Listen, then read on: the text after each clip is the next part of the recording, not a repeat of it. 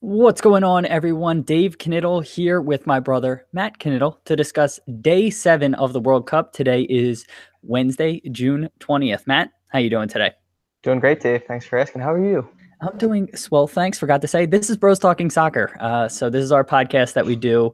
We're doing one every single day for the World Cup. Matt, I'm doing fantastic. Weather out here is fantastic, and just loving life. Another day watching the World Cup, so can't complain at all. Yeah. All right.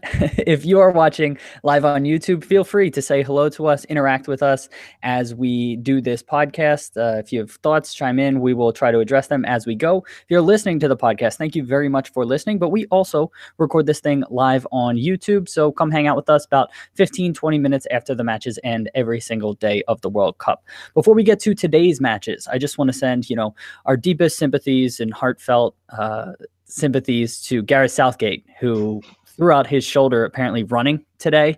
Not really sure how it happened. I mean, obviously you never root for injuries or anything like that, They but this is said they just, said jogging too. It wasn't. They said he was jogging around like the training facility.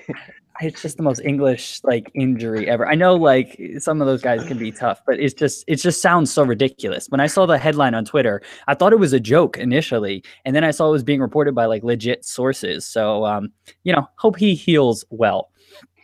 Matt, you ready to talk about today's matches? Yeah.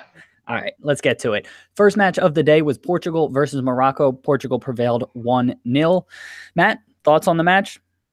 Yeah. So I thought Portugal came out very strong. First, maybe like 15, 20. It looked like Portugal was like looking to be, a front runner for the tournament, like coming out very strong against the Morocco side that me and you were both really high on. Mm-hmm. And then after that 20-minute mark, Morocco really came back strong. Patricio made some great saves in the game. I mean, Ronaldo's goal it's off the corner kick. He wasn't too effective pretty much after the 4th minute. As much as I love Ronaldo, he pretty much just went out of the game after that goal. But I thought it was a solid performance from the Portugal back line, who you're not very high on. Yeah, So. no, I was wrong about all of that. I thought if Morocco had, I thought their center forward played okay. I wrote his name down. I'm trying to find my notes. Boutaib. I thought he played okay, with the exception of getting into the final third. I thought his hold up play was pretty good. He caused, a little bit of chaos and havoc for the center backs, but didn't really amount to much. The one thing I wanted to point out was I can't believe Amrabat started this match. He was knocked out cold last game. And what was I it, 4 forgot days about ago? that. Yeah, 4 days ago, he had his headpiece on. He wore that for what, 15 minutes, and they took that off, threw it away. I just thought that was very dangerous and sort of poor management from the medical staff there. I Yeah. don't know. Your thoughts on that? Well, the original medical staff, their attention to him, that off to a bad start with them just slapping him around. So I'm not really surprised to see him out there coming from the Morocco medical staff. Agreed. Now, I feel like I should be in detention and just writing over and over again that I should not doubt Ronaldo, because I feel like an idiot for predicting, they won't go through here, because now they're set up in pretty good position and I would expect that they go through. I thought Morocco did, like you said, pretty well throughout the match outside of marking Ronaldo on that corner. I thought Amrabat was their best player attacking down the right side. So even, concussion or whatever, head injury and all, I thought he was just absolutely destroying Guerrero. I think The left back for Portugal. yeah. Let's talk about the controversial play in the first half when Jose Font fouled the guy in the box. Okay. A lot of people were freaking out about that. What was your take on that situation? Do you think it was a foul? I think it was a foul. He clattered into the back of him. And the thing with like VAR, it's so annoying because that was when they Portugal got the ball, went down the other field, and got the free kick and got in the dangerous spot. Yep. So like that's where I'm very confused with VAR. Like, how do you take away that opportunity for Portugal for a play that happened, like the play before? So like that's the thing with VAR. I'm not sure like what's right and what's wrong. Well, yeah, but also with that play, VAR wouldn't have been involved there because the referee didn't miss something. The referee saw that play very clearly and just chose not to call it. He didn't view it as a foul. So I don't think that there's anything for VAR to do in that instance under the current rules, right? Yeah. Yeah. So for me, That was what I saw. I thought Ziyech, however you pronounce his name. He was functioning more or less as a floating player on the left for Morocco. So Morocco was in a 4-4-2. I believe Ali Wagner was on the call in this one. I'm just trying to go through my notes. No, that's my notes for the Uruguay game. But in the 4-4-2, nope, Morocco wasn't in a 4-4-2. In Morocco's formation, Ziyech was playing on the left side, but he was basically functioning as a floating playmaker and drifting all over the field. Now, when that was happening, Amrabat would drive down and try to whip in crosses, but there was not nearly enough people in the box for Morocco. Finally, in the second half, I thought that they corrected that. But then what was happening is Amrabat was so slow to get crosses in. They would have 3 or 4 guys in the box, and they would all just be standing there waiting for the cross to come in. You don't want that to happen when you're attacking. Did you see that? Yeah, I noticed that. There was like a story of Ronaldo when he was at United. I think it was Van Nistelrooy when Ronaldo first got there, would just lose his mind on Ronaldo for doing the stepovers in the corner and just not crossing the ball in because then you're just standing there. Exactly. And it's not an effective way to attack a cross. If everybody's just standing there, it makes it so much easier to defend and it's so tough to generate power on your headers and everything like that. So I thought that was poor play from him. As much as he was toying with Guerrero, I thought that he needed to get his crosses in quicker. They flipped Amrabat and Ziyech for a little bit when they changed out the center forward. That was around the 70th minute. But again, nothing really changed as a result of that. I thought Portugal, like you said, just defended really well. There really wasn't a ton of good scoring chances for Morocco, as talented as they seemed to be and as exciting as they played. I don't think there was anything really concrete that they they had half chances. The cross and the great save by Patricio, that came off of a long ball. It was a header. It was a good chance, but it was kind of a half chance that you wouldn't necessarily expect them to score, right? Yeah, I agree with that. But Patricio did make, I think, like 2 good saves, like 2 really good saves. Which were the other ones? I know Pepe had a really nice block on Ziyech when he got in, cutting in off the right side. I thought that was probably one of the best scoring chances. What other chances were there from Patricio? There was one in each half. I know the one was the cross where it went far post and he got the hand to it in the first half with the long ball, the one you were just talking about. There was another one in the second, where that was in the second half? Yeah, that was in the second half, the one I'm talking about. Okay, yeah. Then there was a play in the first half I think he made like a good save on. I'm blanking on it now, but I remember thinking he made 2 good saves. Another player like Bernardo Silva and the other playmakers for Portugal I've been pretty disappointed by. I thought Bernardo Silva, especially the way he ended the season at Man City, and the form he was in going into the World Cup, I would expect him to be doing more. So I guess I'm a little disappointed by that. So is that their style of play? Is that just the way Portugal plays? Is that everybody sort of deferring to Ronaldo? What do you think that is? Yeah, I don't know, because it's the same thing with Argentina, it seems like, for the last couple of years. It's like they have so many players that are creative in their club, like their club environments, and then they come to the national team, and it's just like both Argentina and Portugal seem to just rely on Messi and Ronaldo so much. Yeah, so that's what you think it is more than, I mean, because Portugal, as I know the announcers were kind of saying they played poorly and they expected more out of Portugal, but I mean, this is how they won Euros. This just might be their style. It might just be that we have too high expectations and like their style is just kind of ugly, grinded out, but they're getting victories. So, or, good draws against Spain. So they're getting results. So anything else to add here before we talk about the next match? No, we can go on. All right, let's talk about Uruguay versus Saudi Arabia. Now that match also finished 1-0. All the matches finished 1-0 on the day, but Uruguay versus Saudi Arabia, again, kind of another grinded out type of game. Matt, thoughts on Uruguay versus Saudi Arabia? Yeah, I thought Uruguay was going to blow them out of the water. The goal even that Suarez scored wasn't, it was a half chance. The goalie made a mistake. Nobody was on the back post. Yeah. As I ranted about yesterday, and we'll talk about in a little bit, but yeah, I don't get it. I don't understand. It just doesn't make sense to me. But sorry, continue. Yeah, but other than that, Uruguay wasn't having too many like clear-cut chances that they were creating, and that just really surprised me with the gaps that Russia created or found in the Saudi Arabia defense. For a team with Suarez and Cavani, you would expect them to be exposing that for 70 of the 90 minutes. Agreed. And this was the match that they were playing in a 4-4-2. And the commentator kept saying that she was surprised. I think it was Ali Wagner was kept saying Suarez needed to stay higher and he shouldn't be dropping back. But in a 4-4-2, the way Uruguay was playing it was they had two kind of holding center midfielders and they had no attacking midfielders. So the way that the formation was structured, he had to come back and get the ball. Otherwise, it wasn't getting in. So for me, it was more of a design of the system rather than like he was playing poorly or he wasn't doing, his role properly.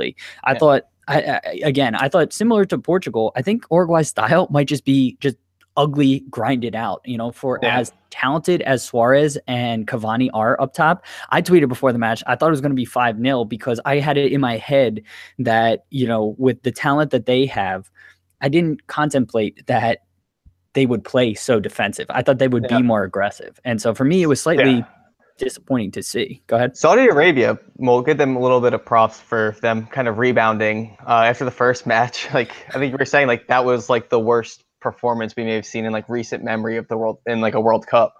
And then they kind of got their shit together this match. It seemed to like they play a style that's like a good style. Like they're making the right plays. They just seem a little bit off with the execution. Like there's a lot of times I'm like, they're moving the ball fast. It's in the right area. It's just off a yard or two.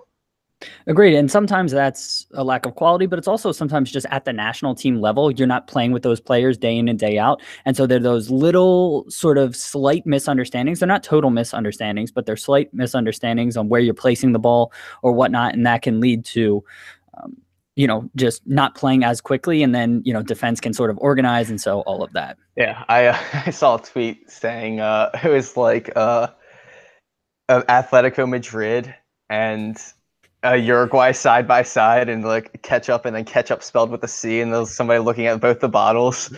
That's so good. It's like I'm watching like the same thing. It seems like with the Atletico Madrid. Yeah, I saw a similar tweet that was basically like, "Are we sure Uruguay isn't just Atletico Madrid or something like that?" Because they really do play a similar style. It works, right? And so another thing I want to add, I'm really high on Godin. I don't watch too many Atletico Madrid games. So, like, watching him in the first two games in the World Cup, he's been unreal. Yeah, he's been absolutely fantastic. I want to point out, speaking of defense, the left back, Caceres for Uruguay, what was up with his shorts? Like, in the first half, I thought he slid and they go up. Yeah, he either cut them that way, he has them sewn that way. Like that is his. Like they were like that the entire game. I don't know. So did you? What the heck was going on? I don't know. Some players might just think it's more comfortable. Like Alexis Sanchez, when he trains, he always has his shorts like that. Ronaldo always does that. I don't know. Maybe they got great legs. It's one thing to have great legs, but then do it on both, right? I thought what was weird to me is that he had the left side like up around kind of his crotch, and the right side was pretty baggy down to almost his knee. So it was just such a weird look. Thoughts? He looks all right. Yeah, I'm throwing you off with this comment. Talked about that. I thought Uruguay wasn't really having a ton of movement in midfield or possession. I thought that they could have been a lot better there. But again, I think that they're just sort of grinded out. They really weren't too concerned with getting more goals, which again was really surprising that honestly, I thought they had more chances against Egypt than they did in this particular match, which was really surprising to me. Yeah. Anything? It was just like, Cavani, I was surprised by his passing, but for them to get the ball to Cavani and Suarez up top, it just seemed like they didn't have enough going forward. And like you said, with like the formation, having the two holding mids, it just seemed like so strange. Like they weren't necessarily like trying to attack, but like you said, like Atletico Madrid and these other teams, maybe that grind it out as their style. Agreed. And I didn't always feel like Suarez and Cavani were on the same page as everyone. I thought Suarez, again, looked just off. I know he got the goal, but he had some really poor touches. He had some really bad passes, and he was quitting a little bit on some of the plays defensively, just very quickly. Like on Cavani's breakaway that he should have scored right at the end, Suarez was like turned around, had his hands up, and if he just would have been a little bit more involved in the play, I don't know, that may have led to something more. Yeah. So. I mean, going into the tournament, looking at this group, I thought, either Cavani or Suarez would be like the front runners for Golden Boot, whichever one of them was getting the goals for Uruguay, but I guess it's not turning out that way. No, it is not. And that's why they play the matches, and that's why we love the World Cup. Let's talk about last game now, unless you have something else to add here, Matt. Nah. All right. Iran versus Spain just finished 1-0 to Spain. Matt, thoughts on the match? Spain, I think, looked really good for the first, the first waves, couple waves of attack. Um, they looked real dangerous, and then Iran kind of settled in and kind of caused that like blockade of the net. It was incredible to see some of those blocks just flying in. I was texting you about this. Like, it was always one of my favorite things when you're playing a team that's like so much better, and like you shouldn't be winning the game, and like you're just getting the luckiest bounces and just working so hard for each other. And I think that's just like the way Iran. They haven't lost a competitive match in like the 4 years since 2014. So it seems like a team that just like wants to play with each other. They'll fight for each other. I thought they played pretty well going forward, even in their couple counterattacks. I was really surprised by that. Spain, I mean, the goal was, a fortunate bounce. They were definitely the better team, but I was a little disappointed in their quality in the final third. For me, I just think it's tough. I mean, you're playing against a team that just wants to defend, wants to deny space. And so when you're playing against a team like that, I know you texted Diego Costa, you were frustrated with him, but I was literally about to send a text to you guys saying he is literally the perfect striker for this team because he just bullies people, he bounces people around, he frustrates people, frustrates defenders, and he creates space. And so in a team like Spain that has all these technical players that are trying to move the ball around, sometimes you just need somebody to bash a couple center backs and get a lucky deflected goal. And honestly, that was the result in this game. He's just such a dick, just like stepping on the goalie's foot and then just like arguing with him about it. I mean, the goalie like overreacted, but just like, why are you stepping on his foot for no reason? I mean, yeah, he's a nuisance. He gets under people's skins and he's effective. What did you make of Carval over Nacho? Do you think that was so? Starting off the match, yeah. So what was the reasoning for the first game? Was Carvajal hurt or sick? Yeah, or? his hammy. Remember, he came out of the Champions League final. Yeah. I mean, it's his spot. He starts in the club team at Real Madrid. Nacho's the same, same club team starting over him. I mean, he's started the qualifiers, the games leading up to the, when they're full strength. Carvajal is their player. I mean, I know Nacho scored maybe the goal of the tournament, but I don't think goal of the tournament should be the reason why you're getting the starting spot. That's a good point. And also, he was at fault for giving away the penalty to Ronaldo, too. So I know everybody's kind of remembering that wonder strike, but, I thought Carvajal played well, but I just thought it was surprising that, they went that direction. What'd you make of, so Tommy, hello, Tommy. Thank you for tuning in and listening.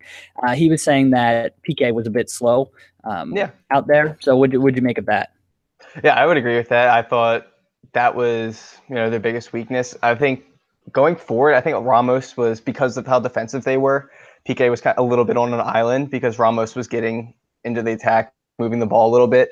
But I will say Piqué didn't look the best, but I think there could be a reason for that because they were so far forward and they were all just really quick counters. And yeah, speed is not necessarily his game. So it may have just been him being exposed and looking a little bit slower. But I think that I was listening to a podcast. I think it was BBC Radio 5 Live's podcast about people complaining about Piqué. And so, this, I think he's already come out and said this is his last international tournament, right? Oh, I didn't know that. Okay, I may have that wrong. I think he's in his early 30s, but he does, I think, look a bit slow, and it looks like this maybe should be his last tournament. He's playing very well, but I just think another couple of years time, I would expect someone in Spain to sort of break through. Who do you think would break through? I don't know. I don't know. I don't have somebody in mind right now, but again, just thinking. Just like the other center back, like if you're gonna put Azpilicueta, are you really gonna put Azpilicueta and Ramos? There's no real height on your defense then. No, but what I'm saying is like the way world soccer works. A year from now, there could be somebody who we've never heard of. That's more what I'm talking about. I don't have a specific player in mind. I just would expect somebody to come through one of the big teams in Spain or somewhere over there that is going to unseat him. So I see that to a certain extent. The thing with Iran, I get why they played the way that they did, and they were extremely effective in the first half, but it was almost a little frustrating seeing them play in the second half once they gave up the goal, because they really could play with Spain.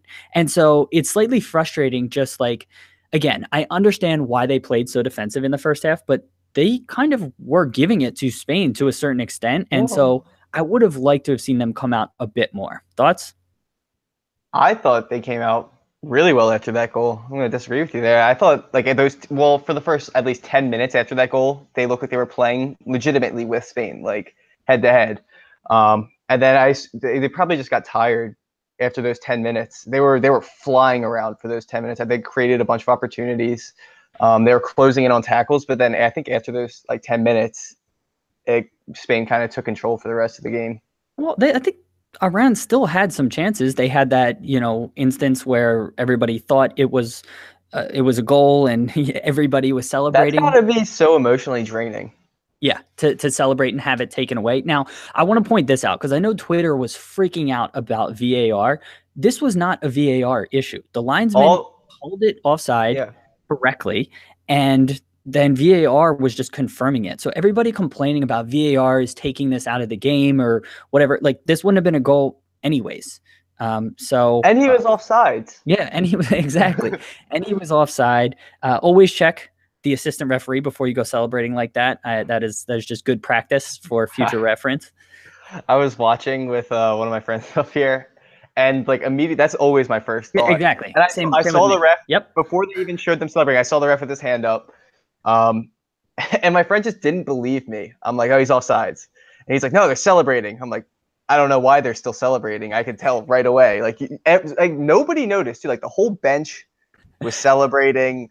All the players were on the field or like celebrating in the corner. I was like, what is going on? You guys are at this level. You should know. Why don't we check?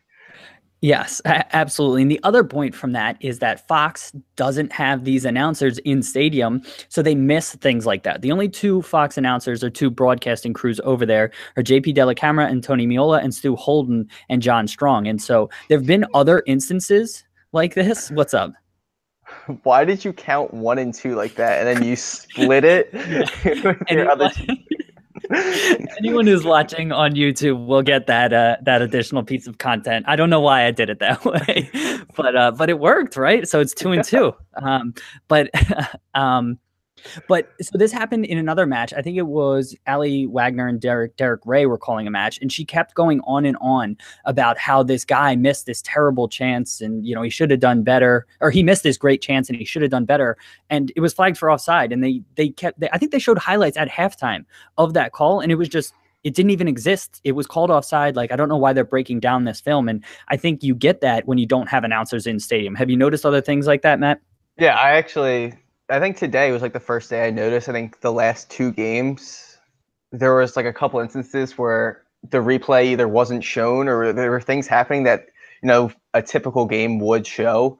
And they just like weren't replaying certain things or only replaying like towards the end of it. I kind of did have some issues with the camera crew today.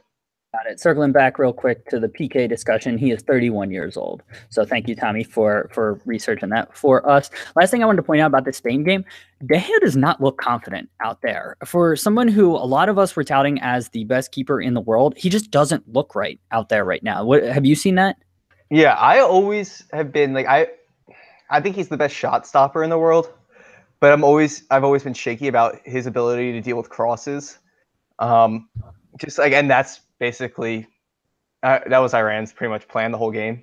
Try to get a swing in the box, get a bounce, and he just like seemed like he would take a step and then be a little bit out of position. He didn't know if he wanted to come out or not, or there were times he could have come out and he didn't come out. And I thought it was strange that the announcers kept praising him of how good he was. Really? When he didn't like even have to make a save. Yeah, I don't really. Were they praising him? I guess I missed that because I can't recall a save. I mean, at the very, very end, he came out strong and he punched the cross away. That's the only time I can really remember him coming out and making a really, really good play. Yeah, I mean, he didn't let up a goal, but so you can't really blame him. There wasn't much for him to do, but I just didn't think he looked necessarily like perfect, like I would expect from, the world's best keeper. Agreed. So anything else to add on this before we talk about tomorrow's matches? No. All right. So tomorrow. Actually, I will say it was interesting seeing Iniesta drop deeper into the midfield, and they brought they brought Vasquez in up top. I thought Iniesta played real well as like the holding mid with Busquets. because they had Koke there the first match. Is that what you Yeah, mean? yeah, Yeah. Yeah, that was different. It's so interesting seeing Iniesta in his game and just with his gray hair out there. He just looks like an old yeah, dude, like who you go and you play pickup with, and like he's still got it, but like he's just like you don't understand how. Like he's not fast. He just like yeah. he's just good, and so Him and it's Silva too. yeah. Yeah, and with my I'm staying at my girlfriend's place this this summer, so she doesn't have HD TV, so they look identical out there on the pitch. That's funny. I think Silva still has a little bit more quickness and a little bit more power in his shot. Like I haven't seen Iniesta like take a legit shot in a very long time. I would imagine his leg would fall off. If he tried, because when was the last time I saw him just wind up and actually absolutely crank a shot? And he's a fantastic player. I'm not like coming down on him. It's more just like a physical appearance type thing, and he is still killing it out there. So I agree with you. He's been absolutely fantastic. Let's talk about tomorrow's matches now. We have Denmark versus Australia kicking it off early, then France versus Peru, and Argentina versus Croatia. Matt, you want to run through your expectations for tomorrow? Yeah, wait, go over the first game. Denmark, Australia. Denmark. Oh yeah, we were talking about this. Yes. I expect Denmark to win this game. What was the result of their first game? It was they lost. No, they won. They won 1-0 against Peru. 1-0. They won 1-0 right. against Peru. Yep. Yeah. I expect Eriksson to do a little bit more. I thought he would be less. It's so strange how Denmark played. They were kind of forcing like the ball into Eriksson, but he wasn't doing too much with it. I saw like he had like 8 goals in the last 9 games going into the tournament for Denmark. So I guess like just hearing that stat, I was expecting him to be like this attacking force. But I didn't see that in the first game. I hope he steps up. I think Denmark's got a little bit more quality. The Australia game, that was the only game I missed in the World Cup so far. So was that after your night out drinking with Christian? Yes. Yes. Okay. Worth it. Yeah, missed that game. But looking at Australia's team, I know they have a couple of good players like Moy, Jednak, a couple players that are playing, in the bigger leagues. So, if they get their defensive shape right, I don't see why they can't, keep it to a 0-0, 1-1 draw, or get the low-scoring win. So you're predicting... Oh, yeah, sorry. I have Denmark winning. Okay, but you could see Australia. Yeah. So I'm in agreement. I think it's going to be low scoring either way. I think, again, Denmark's quality might prevail. I could see it being a 1-0 or this might be our first 0-0 of the World Cup. So I can see that kind of happening. But as my predictions have shown, I am absolutely terrible at that. So I'm sure it's going to end up 5-4. Let's talk about Peru versus France now. What do you expect to happen in that one? I keep saying France is going to bounce back after their, somewhat poor performance against, the United States, and then Australia getting that late, winner. So I'm going to say it again. France is going to bounce back and, get the convincing win that we think they should be getting in the earlier, stages of the group of the World Cup. And, they have the talent to, be, the best team in the world. So I want Pogba to, just take the game and just be the best player. Yeah, it's just it's so frustrating to see a player with that much talent just kind of make like boneheaded mistakes and just like look like he doesn't care that much, when I know he could be that player that, that they're saying he could be like the next Zidane running their midfield. Agreed. So for me, I think that people are doing a slight disservice to both the Australian team and the US team in the sense of like they just came out and were just trying to just break up the game and just play exceptionally defensive. I don't know if Peru is going to come out with that same style. And so for me, I'm really excited for this game because I feel like Peru may try to take it to them a little bit more, and it might create an open game where France's stars may be able to, play better, and this might be a better and more exciting game. What do you think? Now that you said it's going to be the 0-0. I know. This one's going to be the 0-0. Denmark game's going to be like 4-3.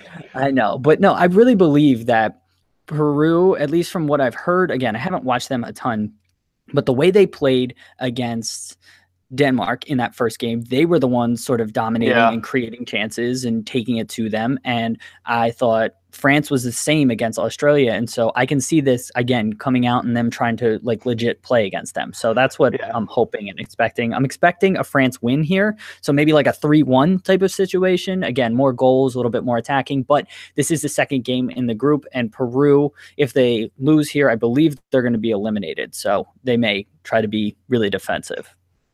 Anything else to add? Peru, watching them last game, just like some of the shots they took are absolutely like they're the most ambitious shots I've ever seen.